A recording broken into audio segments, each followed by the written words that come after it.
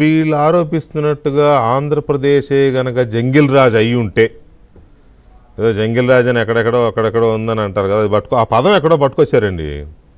ఆ పదం పట్టుకొచ్చి ఈ మధ్య కొత్తగా వాడుతున్నారు. ఓకే, జంగిల్ రాజ్ అంటే తెలుగులో ఆటవిక రాజ్యం, అంతే కదా. నిజంగానే జంగిల్ రాజే గనక ఉండి ఉంటే ఇవాళ ఈయన గారి 5 నిమిషాలకి 10 కిలోమీటర్ల చొప్పున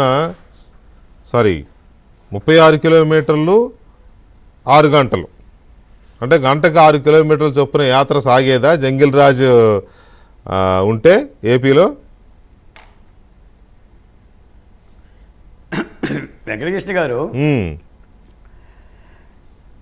జగన్మోహన్ రెడ్డి గారు ఈరోజు ఒక మాట అన్నారండి. అంటే తిరుపతి వెంకన్న పవిత్రత మీద, తిరుపతి వెంకన్న లడ్డు పవిత్రత మీద శ్రీ వెంకటేశ్వర స్వామి అనే మాటలు మాట్లాడారు. ఈరోజు మీకు ఒక ముఖ్యమైన మాట చెప్పాలండి.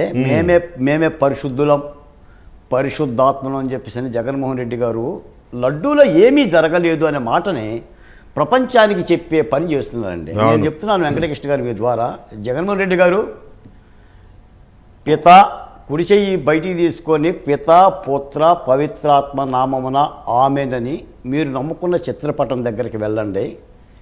సిట్ దర్యాప్తు ఏం చెప్పిందో ఒక్కసారి మీరు ప్రజలకు వినండి. ఈ ఒక్క మాట వినండి వెంకటకృష్ణ గారు. 2019-24 మధ్యకాలంలో కల్తీ నెయ్యి విషయంలో జరిగిన ఘోర తప్పిదాలను, నిబంధనలకు విరుద్ధంగా తీసుకున్న నిర్ణయాలను, ఉద్దేశపూర్వకంగా చేసిన మోసాలను వివరిస్తూ 11 పేజీల సిట్టు రాసింది లేఖ. దర్యాప్తు తేలిన అంశాలు: టీడీటీ పర్చేజ్ కమిటీలో ప్రత్యేక ఆహ్వానితులుగా చెవిరెడ్డి, బోమన పాత్రను నిర్దిష్టంగా సిట్టు ప్రస్తావించింది. టెండర్ కండిషన్ల మొదలుకొని నెయ్యి సరఫరా వరకు ప్రతి అంశంలో జరిగిన ఉల్లంఘనలను వివరిస్తూ రిపోర్ట్ తయారు చేసింది. 2020లో ఎటువంటి అధ్యయనము, శాస్త్రీయత లేకుండా టెండర్ల కండిషన్ మార్చారు. టెండర్ల కండిషన్స్ రిలాక్స్ చేయడంతో అర్హత లేని కంపెనీలకు టెండర్లో పాల్గొనే అవకాశం ఇచ్చారు. 2020-23 అర్హత లేని కంపెనీలే కల్తీ నెయ్యి సరఫరా చేశాయి. 250 కోట్ల రూపాయల టర్నోవర్ ఉండాలన్న కంపెనీ నిబంధనలను మార్చడం ద్వారా 150 కోట్లకు తగ్గించారు. సరఫరా సంస్థ కనీసం 3 ఏళ్ల డైరీ రంగ అనుభవం ఉండాలన్న నిబంధన ఏడాదికి తగ్గించారు.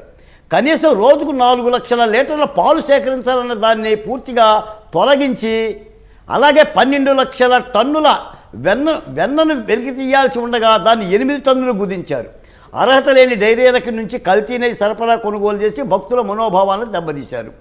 ఇలా చాలా స్పష్టంగా సిట్టు రిపోర్ట్ ఇస్తే మీరేదో పవిత్రమైన దూతలం మేమే తిరిగి ఇంకోండి. మీ పత్రిక పాత్రదారులు సరే, సూత్రధారులు వదలొద్దు. ఈ రోజున వీటికి భక్తులకు సమాధానం చెప్పాల్సిన బాధ్యత ప్రభుత్వం మీద లేదా? వైవీని వదిలేస్తారా? సూత్రధారులు వదలొద్దు. నిన్న కేబినెట్ ఇదే అంశం మీద చర్చించింది. ఈ రోజున తిరుపతి వెంకన్న పవిత్రతను ఎవరు కాపాడాలి? అది ప్రభుత్వ బాధ్యత కాదా? కొన్ని కోట్ల మంది భక్తుల, దేవదేవుని భక్తుల మనోభావాలని ఎవరు రక్షించాలి? ఈ ప్రభుత్వానికి బాధ్యత లేదా?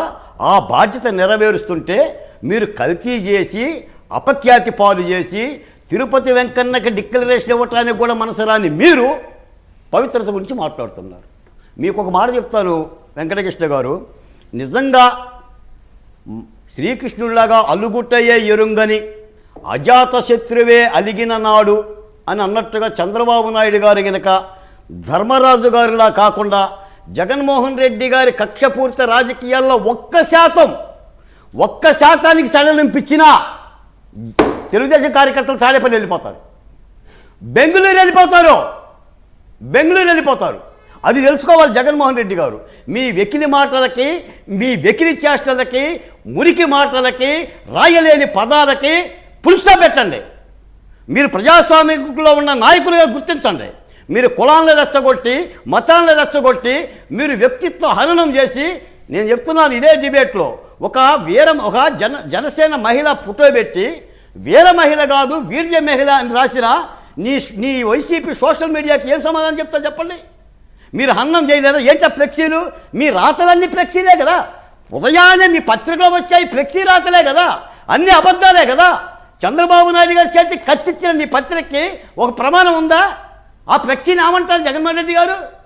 ఏమంటారు? మా అంబటన్న ఏం చేశాడు, మా అంబటన్న ఏం మాట్లాడాడు తెలియదా? ఏం మాట్లాడాలో తెలియదా? పట్టాభి ఏం మాట్లాడారండి? మీరు పట్టాభి గారు మాట్లాడిన మాటలకి డిక్షనరీలో ఎత్తుకున్నారు. అంబటి మాటలకి డిక్షనరీ అక్కర్లా.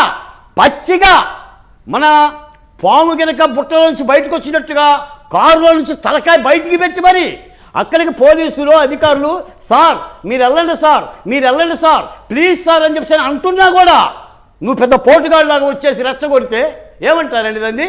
రేపు వెళ్తున్నా జోగి రమేష్ గారి దగ్గర. అసలు జోగి రమేష్కి కిత్తా పత్తా ఉందండి? నర్సింగ్ వెంటికలే కదండి. ఏం మాట్లాడతారండి లోకేష్ గారిని? ఏం మాట్లాడారు చెప్పండి? మళ్ళీ మీరు బీసీ, మేము బీసీలో ఇల్లు తగలబెడతారా? ఎవరిని తగలబెట్టారు?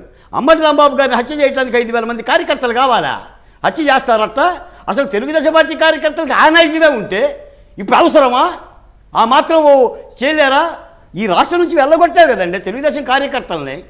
అరే గదిలో పెట్టి బంధించి దేవినేని ఉమా, ధూళిపాల నరేంద్ర, అచ్చెం నాయుడు, కొల్లు రవీంద్ర, రఘురామకృష్ణరాజు గారు 5 ఏళ్ళు నియోజకవర్గంలో కాలు పెట్టలా.